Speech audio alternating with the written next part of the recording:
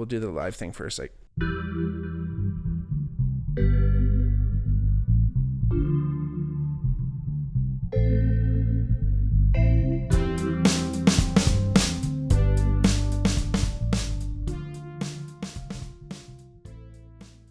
hey everybody, welcome back to the Bigmark podcast. It's me, your host, Bigmark. If it's your first time listening, welcome. If not, welcome back. Like I always say, if you ever wanted to reach out and let us know if there's a topic or anything you wanted to tell us at the podcast, reach out on our DMs on our Twitter or our Instagram at the Bigmark podcast or at the Bigmark pod. If you ever wanted to donate to the podcast, check out our Patreon, patreon.com/thebigmarkpod. There's a few different levels there to choose from. If you're watching on YouTube, please subscribe to our channel and like the video and share it with your friends. Again, share the podcast with anyone you know who you think would like the podcast. And if you can, give us a 5-star review wherever you're listening or watching. Really appreciate it. It does a lot for the podcast. I know it doesn't seem like much, but we thank you. I was going to get into this week's episode because, what is it? 3rd week now, at Escarpment Labs. Shout out Escarpment Labs. I've been driving to Guelph and, back on the audiobook train. And this isn't necessarily Marky Book Clubs, but, I happened to be reading a book with the same title as our topic today.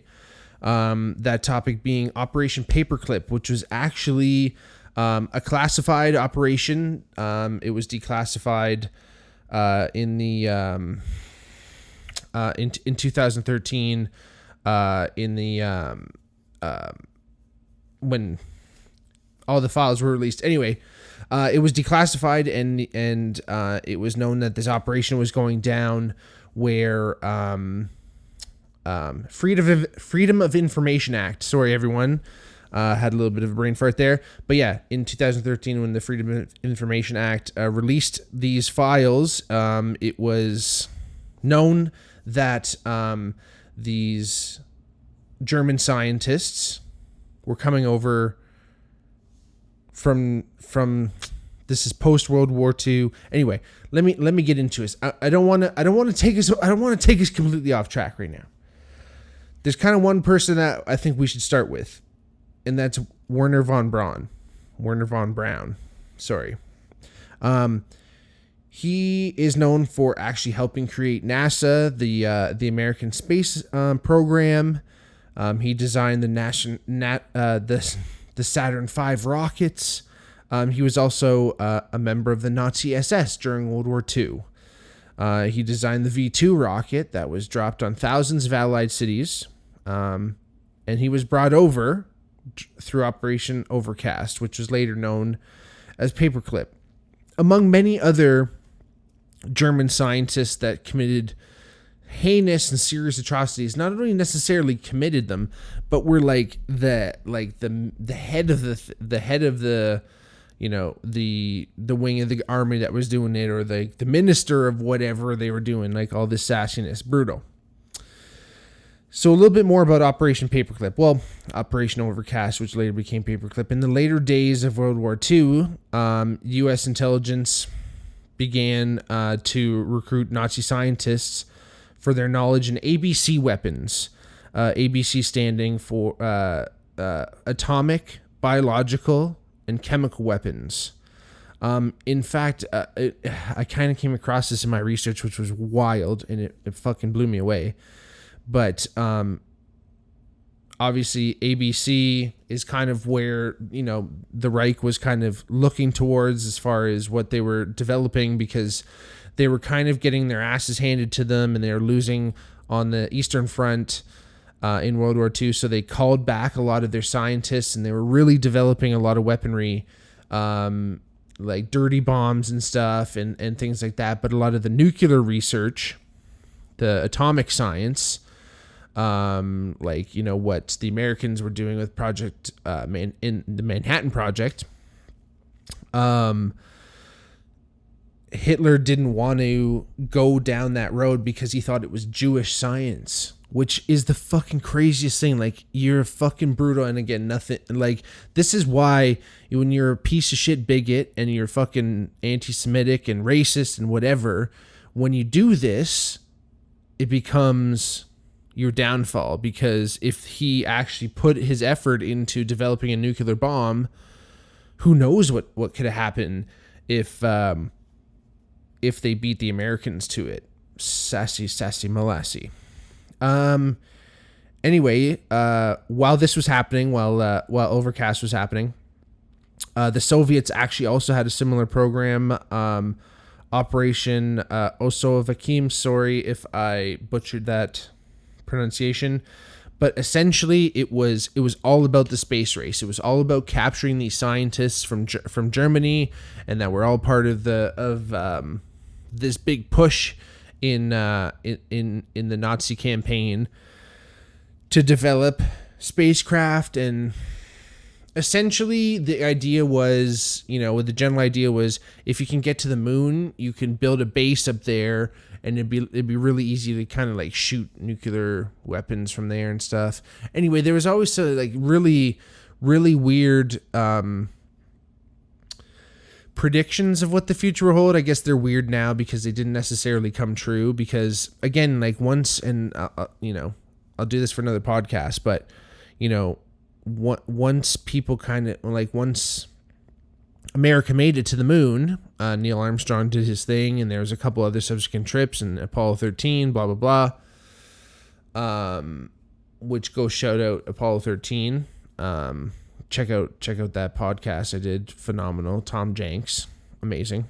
But once they kind of got up there, people figured especially by the year fucking 2022, that there'd be a McDonald's on the moon, and there'd be full base, and we'd be going back and forth like it was a vacation trip. But things really halted because, again, it's just this stalemate when it comes to the Cold War, right? Where it's just mutually assured destruction. That, yeah, okay, Americans showed that they can get there, so they can get there, and that basically solves it. I mean, I guess if Russia started doing it too, there would have been another. It's, again, this escalation of force, right? That just keeps happening. So what are you going to do? Again, that's for another show. During the search for these scientists, for the German scientists, actually at Bonn University, a Polish lab tech found pieces of the Ausenberg list stuffed in the toilet. The Ausenberg list is really important because it actually contained the names of all Germany's leading scientists. Remember, I said, they were pulling back all their scientists from all over the Reich, and there was this list that existed. And it was like, what are the chances that they find this fucking list with basically all the top Nazi scientists on it? And the U.S. used this to compile their own list. And at the top of it was Werner von Braun.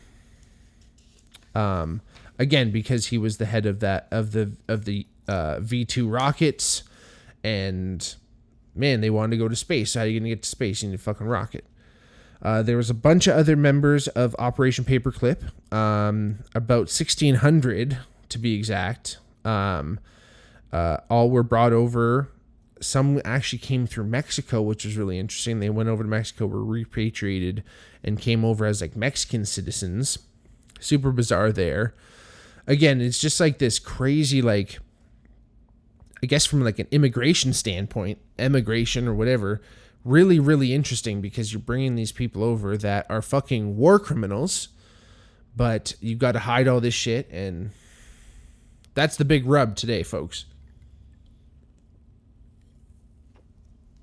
Buble.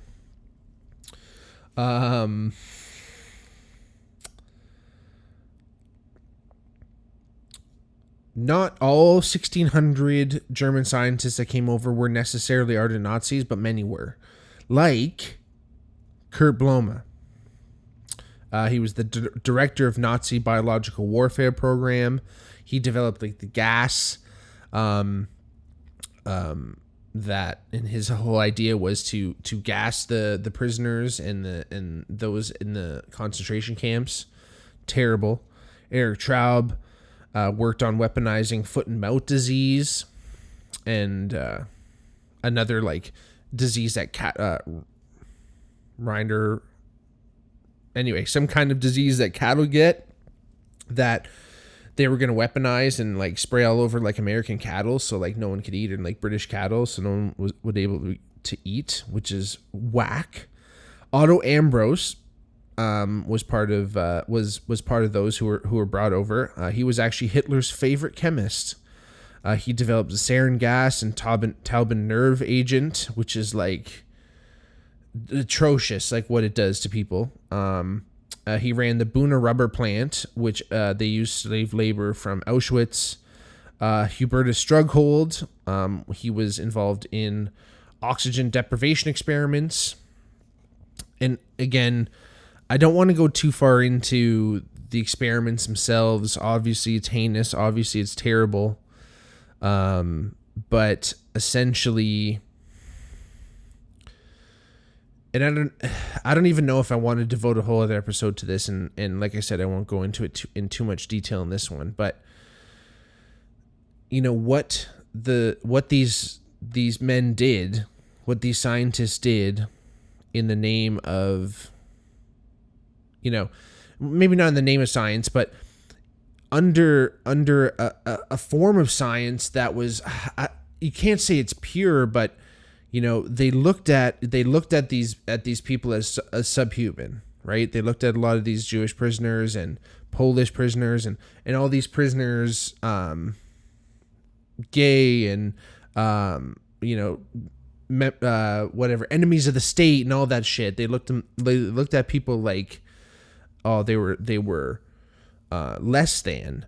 So they were doing these experiments on people as if you would do an experiment like on a monkey or like a rat.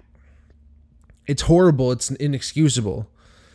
But some of this information that they found, you can't say is not useful. So it always begs that ethical question, right? Comes up in every ethical class, every ethics class that's ever existed. You know, the information that these people found out through heinous means, does that, you know, is it valid still? Like, yeah, we should never do those experiments again, but because they were done, hey, we got the info, should we use it? So Hubertus Strughold was involved in oxygen deprivation experiments, like I said. So he's putting people in tanks and removing the oxygen to see how long it takes you to pass out, if they can revive you, you know, all the different pressures you can withhold, low, high pressures, all that shit. He actually developed the spacesuit that they use. I mean, it's obviously had many advancements, but he was one of the first people to develop the spacesuits that was used in NASA. Walter Schreiber, who was the Surgeon General for the Reich, ran the vaccine program. Essentially, the B and C, the biological and chemical aspect of, or at least the biological aspect of the ABC weapons, was referred to as the sword and the shield. And the sword being some type of biological weapon, some type of virus, some type of disease that is released. And the shield being the vaccine that you're going to give to the soldiers and the German people so that they don't get affected by, you know, such poisons. Of course, he was involved.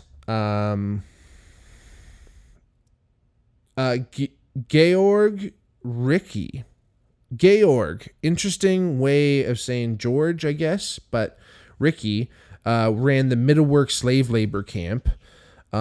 Which is where Germany had most of their rockets built by slave laborers. People just died, and then they'd fucking take you off the line and put you on the fucking line. Brutes. You think your job's bad? Shit.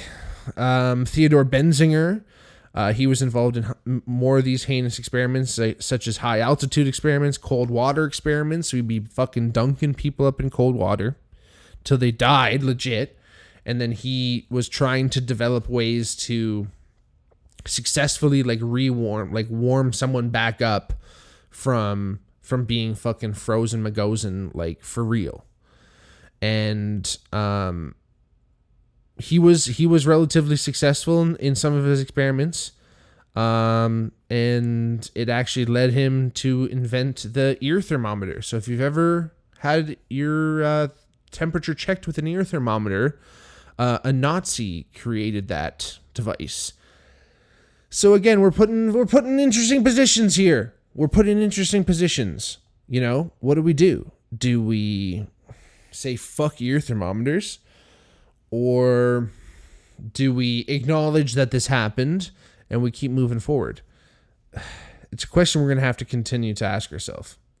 Siegfried Knemeyer, he was actually a pilot in the Reich. He actually conceived a plan to drop a dirty bomb on New York City. So a dirty bomb being not necessarily a nuclear bomb, but a bomb containing like radioactive particles that would spread out. And there was many ways of delivery, but one of them was just that it would explode like over the city. It wouldn't necessarily like do any damage, but it would just spread this cloud of radioactive dust that would, you know, give everyone radiation poisoning and they fucking die. Brutal. Siegfried Knemeyer actually received the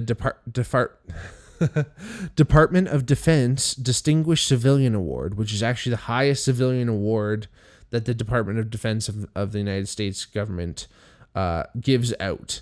So obviously they appreciated what he had to do, even though, you know, it's interesting, right? Like, you know, we'll return to this question later, but like, you know, how many of these guys were just doing, you know, they were just playing for the team that they were on.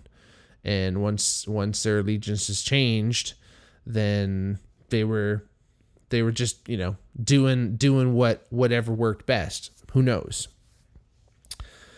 Walter Dornberger, he was actually the head of the German rocket program, so obviously we want him. He actually ended up working at Bell Aircraft in Buffalo, New York from 1950 to 1965.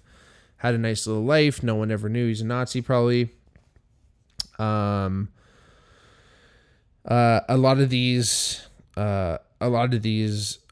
scientists that came over, they continued to do work, you know, in some scientific capacity, either, you know, getting on tenure in universities or just doing their own research with government grants and such as Project Artichoke, which was actually a precursor to MKUltra, where they were testing new and innovative interrogation techniques. So essentially they were using LSD and giving it to people to see if they could like use it as like a truth serum. In fact, it was a precursor to MKUltra because they found out that it wasn't really a truth serum, but it did allow you to do some other things, especially in really high doses. What we know, who knows? I think some of that stuff is still classified. But again, there's a really, really interesting. It's I guess it's like a biopic. I don't know. It's a show. But like it's like a documentary, but essentially they have actors acting out the scenes, and it's really, really cool. But it's all about Frank Olson. It's called Wormwood, and it's all about Frank Olson, who was a scientist working with, I believe it was the CIA, essentially, because a lot of this intelligence stuff, the CIC, which was a precursor to the CIA, they were doing a lot of it. Frank Olson ended up falling out of a 13-story hotel building to his death. Falling, you know, there's a lot of the story anyway of at least Wormwood. I don't know if I'll devote a whole episode to it, so I'll talk about it. There was these tests where all these scientists were kind of doing their own research on, you know, again, kind of getting into MKUltra and just, you know, advanced interrogation techniques and these different substances. And unwittingly, they gave Frank Olson some LSD, and it kind of made him fucking freak out, and he got mad paranoid. and he started kind of like getting trippy. And over the next couple of days, the government kind of basically thought that he lost his shit. And they're like, fuck, he's going to talk. So what do you think they're going to do? They fucking threw him out the window. So, again, it's interesting when you introduce this, like,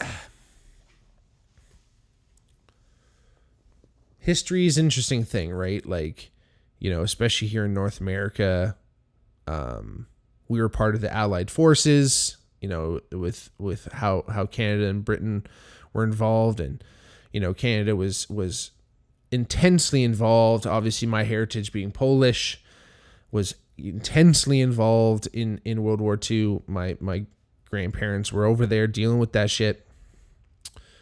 And there's obviously a crooked view, or I shouldn't say crooked, but a biased view of the Nazis. And in no way should I ever sound like I'm giving, you know, am I lessening anything that's ever been done by them. But the general idea is that there was evil that came from there. And that evil, you know, if we're looking at it in more of a spiritual context, is that is undeniable. And how that came through, you know, whether it was purely just Hitler, or again, it became something bigger than Hitler, but to come from one man with that rage and passion and fury that came from him, and it just spread and spread. And, you know, you can say, yeah, it's a matter of circumstance, and it's a way that it was a technique for them to take back the land that they wanted to take back, and do this and that. But there was something else to it. And yeah, you know, maybe everything I know about the war and shit is from fucking watching movies and shit.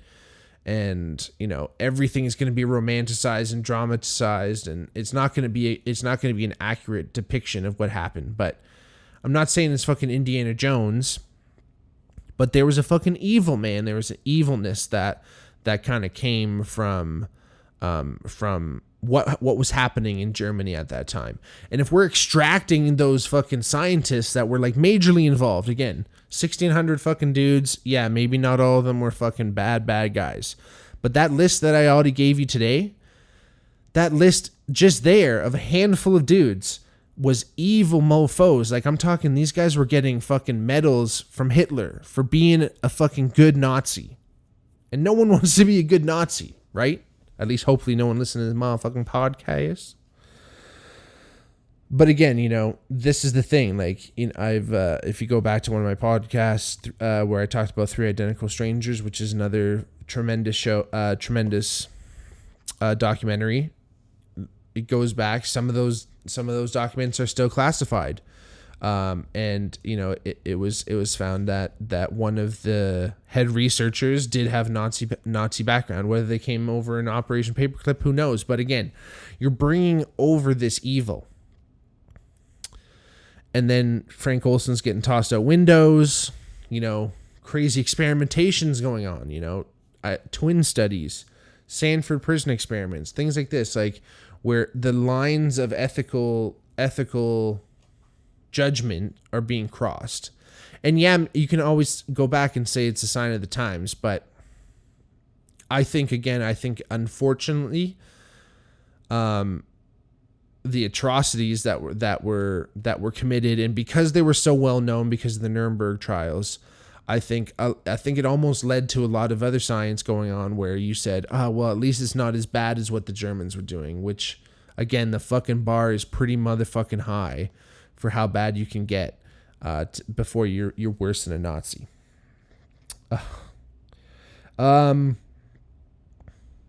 Again, the biggest thing about this whole thing too, we got to come back to it, is that, you know, the U.S. chose to whitewash a lot of these records to advance their own space program. Yes, of course, the USSR was doing that. But again, you know, bringing these people over and not trying them, like, maybe if you what are you going to do? Like, I guess keep them in like a prison complex and like get them to do the work. Cause a lot of these guys like went and lived happy lives. Look at fucking Buddy. Look at Walter Dornberger, got to live in Buffalo, lived a nice little life, la-di-da. So it's like, you know, what are we going to do? And it's funny because they were racing the USSR so much, and the USSR was like fucking kicking ass. They were making Sputnik. They were killing it because that's probably what they were doing in the USSR. Again, I didn't do so much work on Operation Osoviakim. Sorry again to all my Russian listeners out there. But again, because the USSR was pushing so hard in the space program, you know, the US had to do what was necessary. Keep these scientists around that they've already gotten years out of. Maybe they only thought that they were only going to have to use them for a couple years, but again, it didn't go as far. You know, who knows, man? Sometimes maybe these sneaky Germans were kind of doing fucking like slow playing shit. You know, it's really, really strange. And again, you know, and then the US actually making it to the moon that completely scrapped the USSR space program, right? Or did they make it to the moon? Anyway, that's another podcast. But you know, you got to look at these guys. Were they all just opportunists, or did they fall victim of circumstance? It's tough to say. 1,600 dudes, yeah, probably a lot of them were circumstance, but again, Wernher von Braun in particular was probably one of the most opportunistic. But you know, he essentially created the American space program, and is an interesting thing. And you know, it doesn't necessarily have to do much more with Operation Paperclip, but kind of just wrapping things up here a little bit. You know, on Wernher von Braun's deathbed, he did say that the governments of the world will come together and they're going to pit capitalist Americans versus the communist Russians, and that'll start a divide between people. Then they're going to create a global pandemic to kind of get people used to following rules and things. And then we're going to create the threat of an asteroid coming in, which will make us develop space weapons. And then there'll be an extraterrestrial UFO threat, which is supposed to unify the world under a singular government. So is that New World Order shit? I don't know. I thought that was really interesting. But again, this is coming from Wernher von Braun. Is it Braun or Brown? Come on, people. Like, if I've had a fucking brown fucking coffee maker this whole time, it's not Braun. Like, let's be real. But again, this whole New World Order thing, is that coming from Werner's own mouth? You know, super strange. But again, I'm going to leave us with something a little bit more coherent. At the gates of Buchenwald concentration camp, there's a sign that reads, Jedem das Seine, which means everyone gets what they deserve. It's a chilling reminder that, you know, is that so true? You know, are the people who really do get what they deserve, is it what they truly do deserve? Did some of these scientists get what they deserve? I don't know. Some of them lived their lives out, where some of these people that were sent to this camp didn't quite get what they deserve. So it's an interesting thing. Again, what the government is doing behind closed doors, we'll never truly know. A lot of these documents, by the time they're declassified, everyone's dead and gone. If anything, all this Operation Paperclip stuff, like most of these scientists have died, it just kind of blemishes their reputation. So did they get away with it? Who knows? Did they get what they deserve? Who knows? Anyway, thanks for listening, everybody. Again, hit us up on our DMs at the Bigmark Podcast on Twitter, at the Bigmark Pod on Instagram. Give us a 5-star review wherever you're listening. If you're watching on YouTube, hit that bell for the notifications when we drop our next video. Subscribe to the channel and like the video. And again, if you ever wanted to donate to the podcast, check out our Patreon, patreon.com/thebigmarkpod. And yeah, tell a friend if you like the podcast. If you tell one friend, we'll double the podcast overnight. Again, thank you so much for listening. I love you all. Peace.